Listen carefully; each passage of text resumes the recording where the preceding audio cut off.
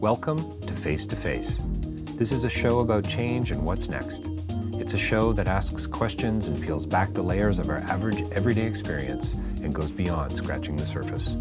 We interview people doing incredible things who are making a difference around the globe. Join me as we listen in and get one step closer to understanding that big ideas shared create collaboration. Collaboration can inspire community, and communities create social change. I'm David Peck, and this is Face2Face.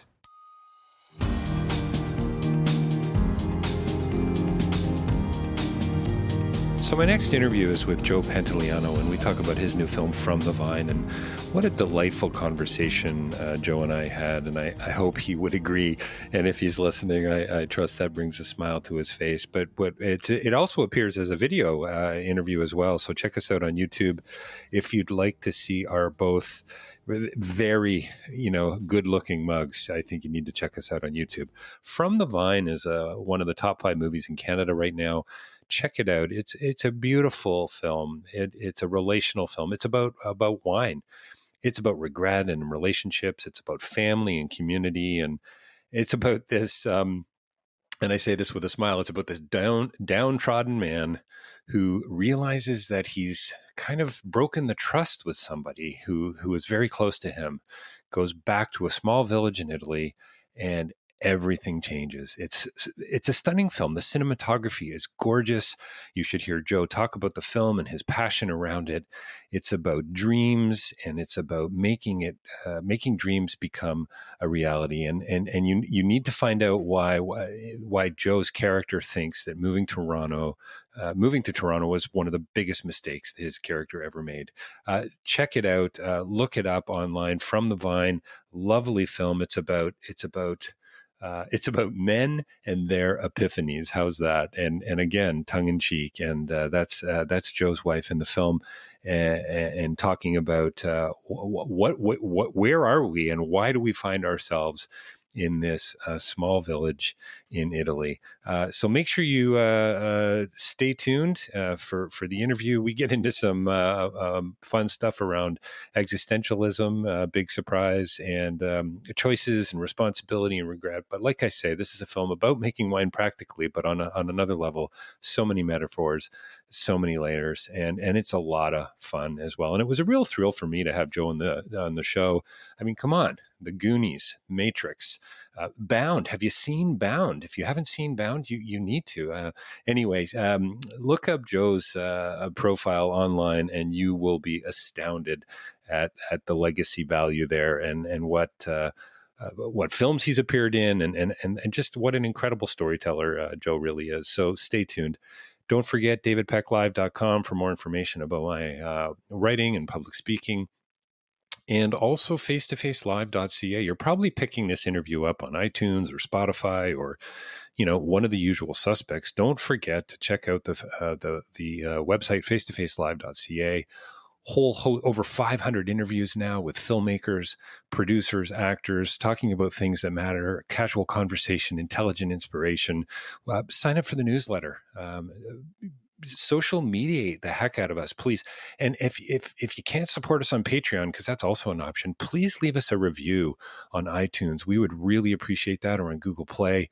It really does help. And I've got a contest coming up soon about reviews, and we're going to offer some really cool, neat things for winners. If you're willing to place a review, you get entered into this contest, and you're going to win some free online stuff, and maybe even a free show or an interview or a live face-to-face with one of our guests. So we got some neat things in the hopper.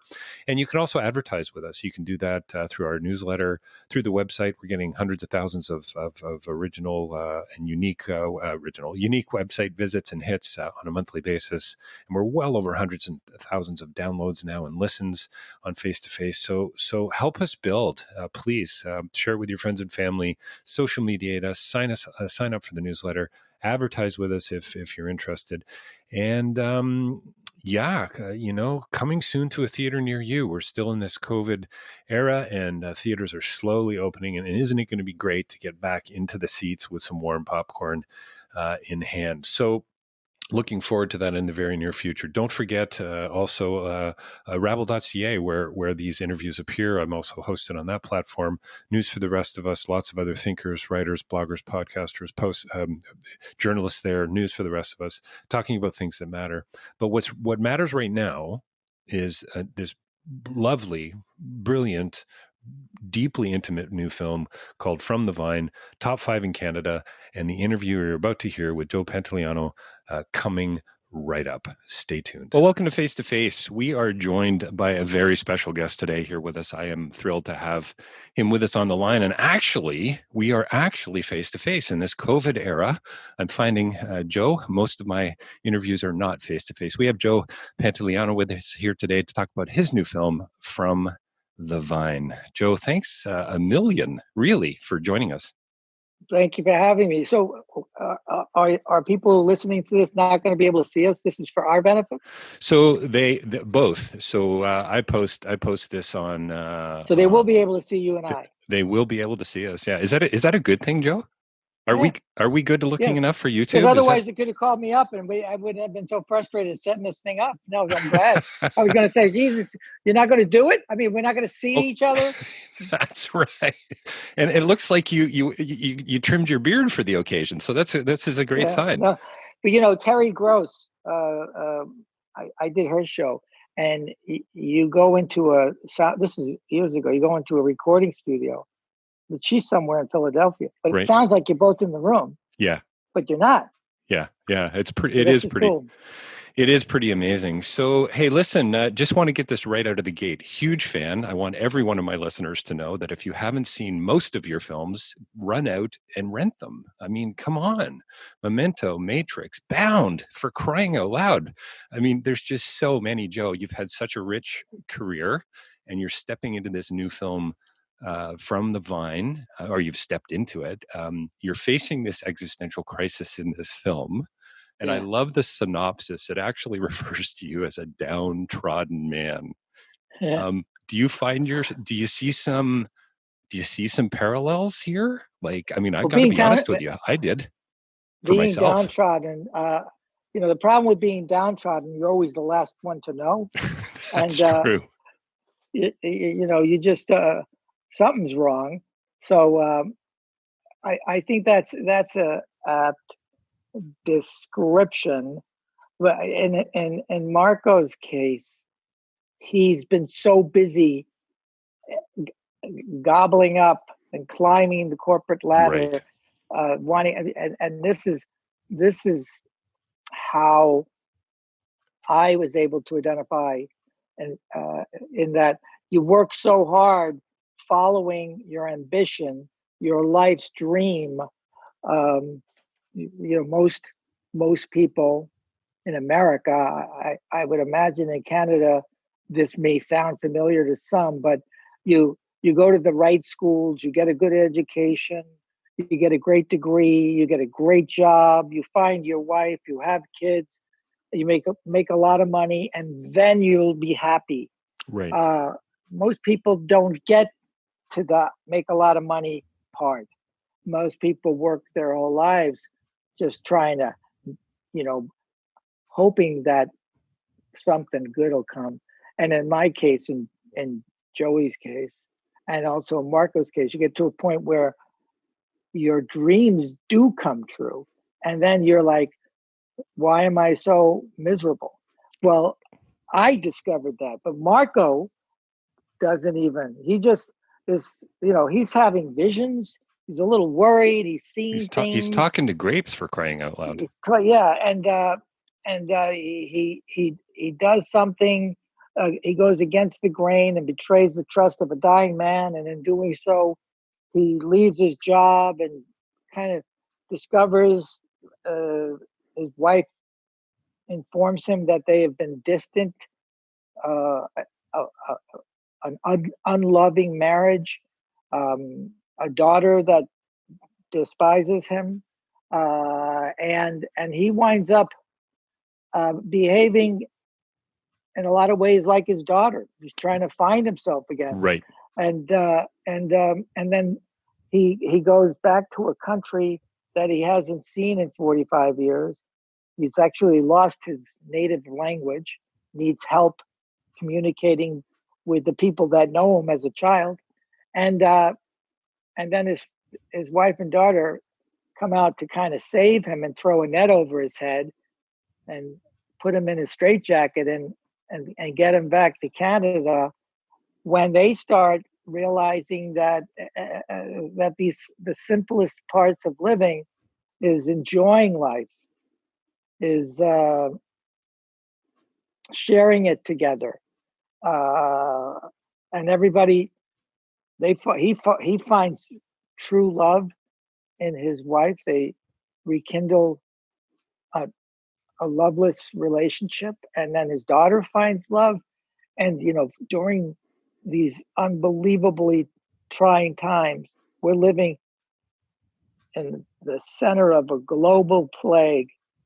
That this is, at least we've got From the Vine. At least we've got television. So Joe, yeah, I just want to say I love the film as well, and on so many levels, and my philosophical background, I really was drawn to existentialism and just this idea of radical freedom and choice. And here you are, late in life, as you say, you've sort of made it, but maybe made some poor choices. Betrayed the trust of this man, and and come to the realization that dreams are better under the moonlight. I mean, it's just so beautiful, right? And so many people don't. And like you say, in these crazy times, we have stories like this to hopefully not only entertain and enjoy, but also to draw from, right? Some hope, it seems to me. So how, what do you think? What was the tipping point? And your wife has a great line, men and their epiphanies. What was the tipping point for you, do you think, in this character? In the character? Yeah, and just Marco saying, I'm going to do this. Like, here he's going back to this old culture, old people he hasn't seen. Well, I mean, based on the movie, I mean, I don't think we see him make that choice. Not really, no. It's we are introduced to him in the first few minutes of the movie. He quits his job. Then the next scene, he's in the kitchen and he tells his wife, "We're going," and then he kind of floats away, literally. Right. He floats away into his past. He's a man who hasn't visited that in a long time, and now he's in his past, and he's living in his past, and he's seeing the past, and then he's presently in a world that he hasn't seen in 45 years, having conversations with a man that he hasn't seen in 40 and who's been dead for 30. Right. And it's almost like the voices that Kevin Costner heard in Field of Dreams. Right. Yep. It's like, I think there's even a reference to it in the movie. There is. Your daughter says, yeah, your daughter says, "Is this a Field of Dreams theme?" Which is hilarious. But doesn't the fruit, the vines even tease me? The vines are saying, "Oh yeah, if you grow it, they will come. They will come." They're making fun of me. And he's lost, and he's scared. And he goes to see a priest. So he goes to all of those human elements that may help to save him. He's like, "Dear God, Father, help me. I haven't confessed in a long time." And he's not getting help. And the only real visionary guidance he's getting is from his dead grandfather. Then he just, but what I love about the movie is he makes this decision that he's going to start growing wine again, not knowing how to do it. And the conflict is that the only guy that does is like, "No, I'm not going to help you because you're going to break a lot of hearts." Because what I think is also very relevant to this movie is that when he goes home, the people in that village have grown old with him. Right. And that and I noticed this as a 68-year-old man, that you become invisible, and that nobody wants you, and that these people were still vital. The people of Acerenza there were no children, there were no young people, but these people were vital. But there was no longer any work, and in order for him to achieve this experiment, he's got to get all these retirees to come out and help in the fields, and they're more than happy to do it. But the winemaker is afraid to trust him.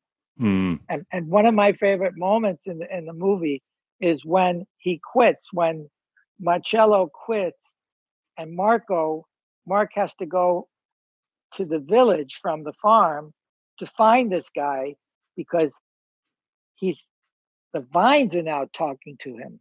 The vineyard is talking to him, and we see it through CGI, through beautiful CGI. They're teasing him.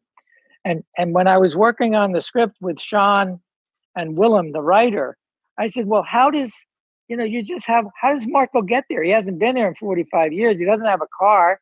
We established him climbing over a fence. The property's been condemned.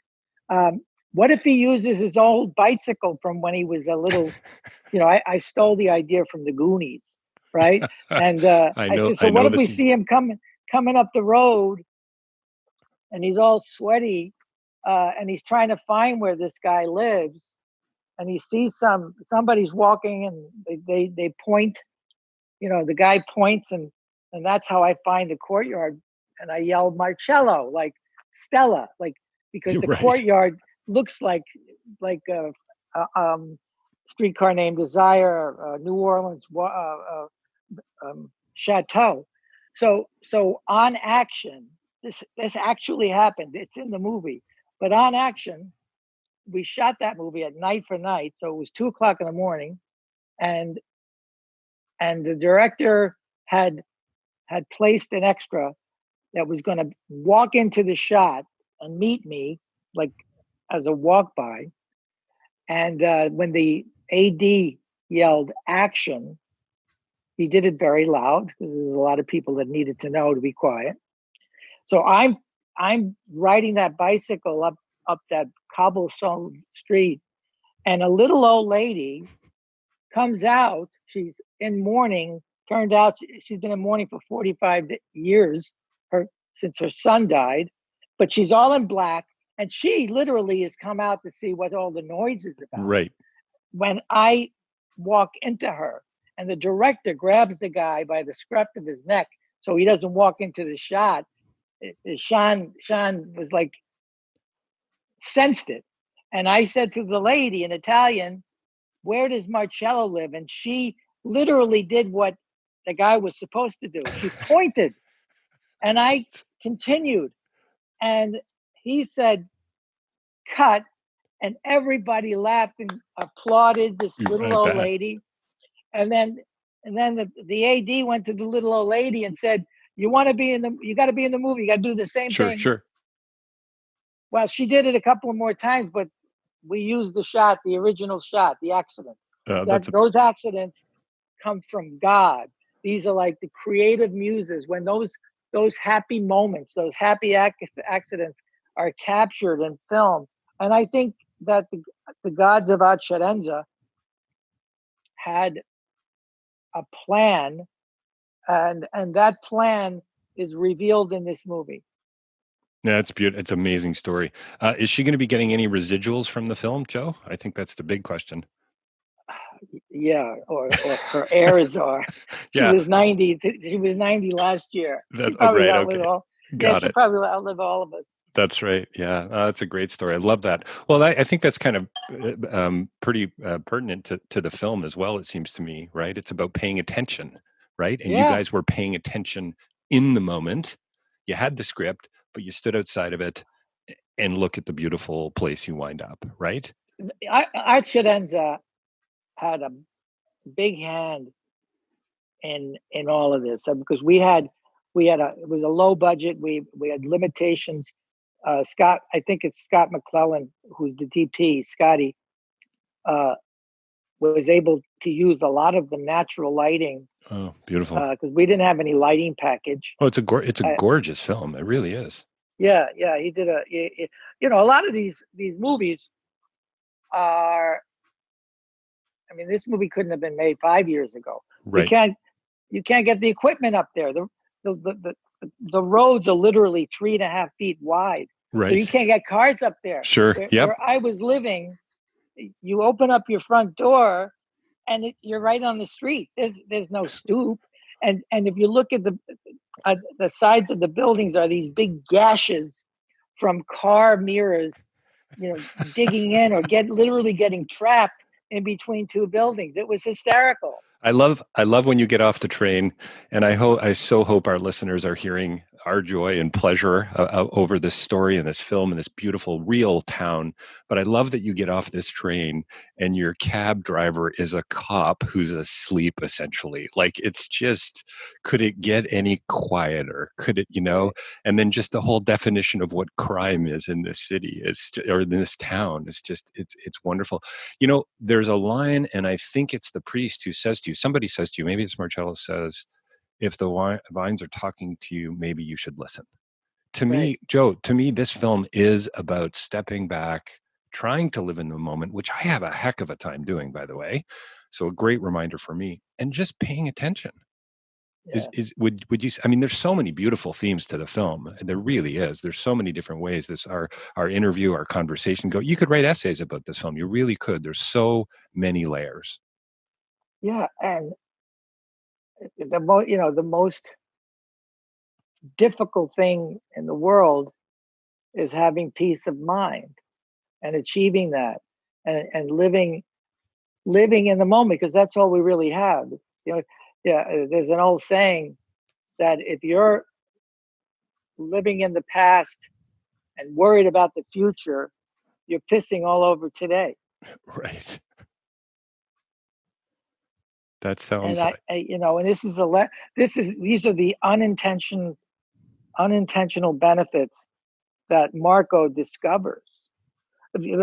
I think he's ignorant to the blessing. He's just, the whole family. They're right. Like, it's not until the end that they say, "Well, let's live here. Hey, let's sell the house. We'll stay here." It's not. They're not there. All of these elements are. It's like Scarlett O'Hara. I'm not going to worry today. I'll put it up till tomorrow. Right. My wife and daughter show up and say, "You're leaving. We're leaving in 2 days." Right. And then something happens. Okay, we'll put it off. Well, we can't leave now. We'll do it 2 days from now. And then you never leave. Listen, there was a famous Italian song. Let's forget about tomorrow. Let's forget about tomorrow. Forget about tomorrow, cause tomorrow never comes. That song? I don't know what movie it was. Well, maybe it was a Greek. Maybe it was from that Melina Mercouri movie, Jules Dessin. He made a lot of movies about that. Remember the somebody froze. And I just heard that. And what's interesting to me, I don't know the song, Joe, I wish I did, but what's interesting to me is Tomorrow Never Comes. That is what modern existentialism really is about as well. It's about being in the moment. It's about making that crazy choice that eventually your wife and your daughter ultimately end up doing as well. I love how you said I forget what the phrase was. You just mentioned it, but it's like you were surrounded by this and yet you couldn't see it. There was this beautiful circle, sorry for the corny phrase, but circle of life around you all. Can't see it, define success a particular way. And then you wind up in this town with what did you say? Roads that are 3 feet wide. Like who would have thought, right? Also Acerenza is like 6,000 feet up in the air. Right. It's one of the highest points in the Basilicata region, and it's between Bari and Salerno. And the first time it got cloudy, when the clouds rolled in, it was fog. It was this thick, dense, damp fog. And I was amazed by it. It was so pretty with the light bouncing off of it. But then we discovered that it was clouds because we had to go down to the farm the next day to work. And we drove out of the clouds, out of the fog, below the clouds, Yeah. and that's not fog, that's clouds. That's pretty cool. It was unbelievable. It was amazing, and it was magical. And the people that you get to meet, a lot of them were friends of Ken. Ken, who wrote the book. I don't murder his last name. Do you have it in front of you? I don't actually know. Yeah. I'll get that in the blurb though on the site for sure. But we would work in these fields that were friends of Ken, childhood friends of Ken Cancellara, and we were working in this little holding area. Was this little hut? It was like a workman's hut. Had a toilet and a like a love seat. You couldn't lay down; your legs would fall up. But the guy brought a gift that his wife made, which was a pancetta cake, homemade, freshly made. It was so good. It was so good. It was so big. It fed the whole. I fed it to the crew for after lunch as a dessert. It was so good that this lady made nuts in it and raisins. And in the village of Acerenza, there was a little produce store and a little butcher store and a little bakery, and there were no hotels. It's that small, so everybody was staying in Airbnb, where literally people were giving up their homes so the actors and the crew could live there. Yeah, that's amazing. And we got sick. Everybody got bronchitis because of the dampness, right? Right. So I had to go to the universal medicine. It's what you guys have too, That's right? Right. Yep. So the doctor, my translator said, he's sick, and he says, "Well, what's his name?" She goes, "No, he's American." He says, "Well, he's got bronchitis." She goes, "Yeah, but he's American." He goes, "Okay, what's your name?" And she gave him his name, and he wrote it down. He says, "Okay, you got bronchitis." So I had to go. Then they say, "Okay, let's go." And I go, "Where are we going?" And she said, "Well, you have to go get the medicine." So you go to the pharmacy. Then they give you the medicine. They sell you the medicine. And then you bring the medicine back to the doctor, and they administers the medicine. So now the pharmacist is doing my order, and then I need something else. She says, "Well, it's not here. It's going to come later." She says, "But I'll bring it to your apartment because you're renting my apartment." Oh, that's the best. Oh, that's fantastic. Talk about full circle. It was like. Yeah, that's beautiful. I mean, in a way, the movies you're talking about it like it's a travel film. Like, hey, soon as we can get back on a plane and travel to somewhere, this is a place you need to visit, or at least a place like it. I told Sean, I want this movie to be hugely successful because I want to make it as a TV series. I want to go. That's where I want to live. Oh, you totally could. You totally could. I want us all to go back there and have weekly episodes of how to see how Marco and his family get in and out of trouble. Yeah. I love, Joe, we're probably going to have to wrap up in a couple minutes, and it's kind of heartbreaking for me, to be honest with you. I always find I've been doing this for a few years now. I'm well over 500 interviews, that the best interviews, you just don't want them to end, right? It's like a great conversation. We should have a bottle of wine open, for crying out loud. It's a little early maybe for both of us, but still.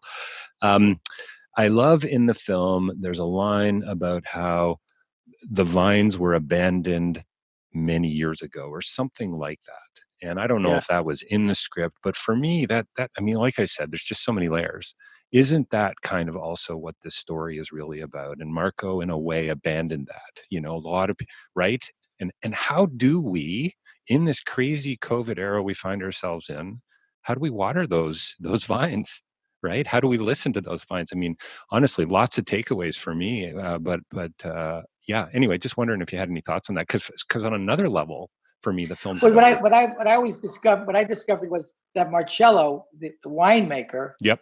kind of steps in and gets all the benefits that my grandfather, the relationship that ended when I left, that he transferred it onto this young man, Marcello, who now has the craft of winemaking, but not the financial footing to Right. be able to maintain the vineyard. So he just maintains a little portion of it for the wine that he makes, which reminds me of growing up. When I grew up in Hoboken, a lot of first generation Italians in their little backyard, by 12 feet by 12 feet, Right. would grow wine. My friends' grandparents would grow wine, and they'd make a couple of gallons of wine. We called it Guinea Red. So what's so great is that my grandfather's dream, because it's my grandfather, because he's talking to me. It's not Marco's dream. The old man is talking. Right. That this is it. This is where happiness is. Here in the earth. You make a point you talk at one point about how weird it is working with your hands as well. Yeah. Right. Yeah. The shift, and there's something just so tangible and real and honest, right? And authentic and simple. about it. And simple. Yeah. Good. It's like the wine, making the wine, when you see the guy, that actual winemaker, where he's tying off, he's taking the little twigs and he's doing the loop. Sure. That was literally, he didn't know he was in a movie. He was showing me how to do it. Yeah, it's beautiful. But he was, there's a moment, the last thing I'm going to tell you, there's a moment after the day's work where I'm telling, and I think it's at the beginning of the second act of the movie, where I'm telling everybody, okay, see you tomorrow. And all the winemakers, the workers are about to leave. They're leaving. And then this old guy, as he's leaving, he says, oh, Ashbeth. And he literally runs back to get his jacket and his bottle of water. And I yell him, I say, come on, let's go, right? Well, that guy actually forgot his jacket. And because he wasn't an actor, he was like, oh, wait, I got to get my jacket. And that's in the movie. Those little moments are in the movie. Yeah. It's so wonderful. It really is. I got to ask you a couple more things. Why did Sean or you or whoever decide to say that the biggest mistake you ever made was moving to Toronto? Oh. It's right at the front. It's so funny, man. Laugh out loud moment. I'll tell you what happened, because that was a looping session. That was we were doing the voiceover work, and a week into making the movie, we determined that we were going to rewrite. Originally, Marco was born in came to Canada with his mother, but but we made it so that I was in a transplant from New York, and that I moved to Canada for love. So I just did that. Nice. I just did that as a joke. Big fucking mistake is what I said. Yeah. To make Sean laugh, to break the moment. And he put it in the movie. It's so good. It's so hilarious. And anyone from Toronto is it's so interesting. A lot of US-based TV, they have these little pot shots. They sort of, it's like Canada, Toronto, Montreal, there's these little sort of, just a little egg, Jason Priestley reminded me years ago that Canada burnt down our first White House. You don't learn that in the American. Oh, no.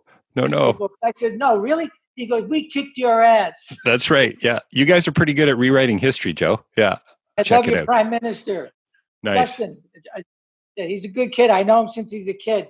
And I wanted to make an exception and bring me to Canada. And I'll burn up my citizenship on national television. There you go. Tell him I need a job. I need a new home. Hey, I'll do what I can. I don't have direct access, Joe, but I'll do what I can.